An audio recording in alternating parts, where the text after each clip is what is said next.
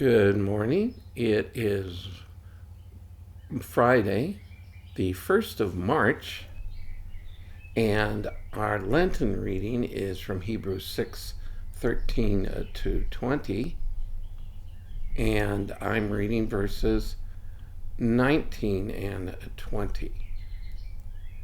I hope this hope we have as an anchor of the soul, a hope both sure and confirmed, and one which enters within the veil, where a forerunner has entered for us, Jesus having become a high priest forever according to the order of Melchizedek. It's interesting, this is something I will be teaching on in our podcast sometime in the next few weeks.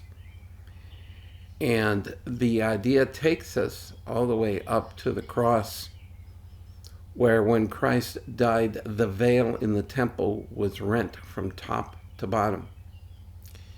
And God called him to be the high priest. And without spending a lot of time, it said after the order of Melchizedek, because only Melchizedek and Christ do we find being called high priests outside of the line of Aaron of the tribe of Levi. Jesus could not be the high priest unless directly called from God, because he's from the tribe of Judah and the whole priestly line was from Levi. And so because he is our high priest, we're told elsewhere by Peter that every believer is a priest. And the focus here is on the fact that because we are God's children, because we have accepted Christ's payment for sin, we now have direct access to God.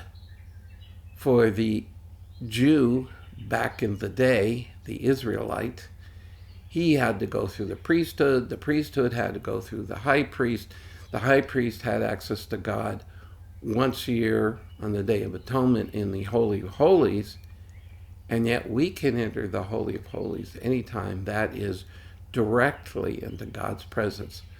So that's certainly something to praise him for, to rejoice in, and not take for granted, but that we are to be continually in prayer, meaning having a running conversation with God, because we have direct access to God.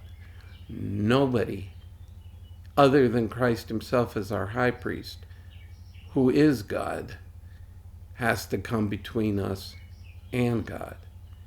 And so keep that in mind today. Have a blessed day, and I'll see you again tomorrow.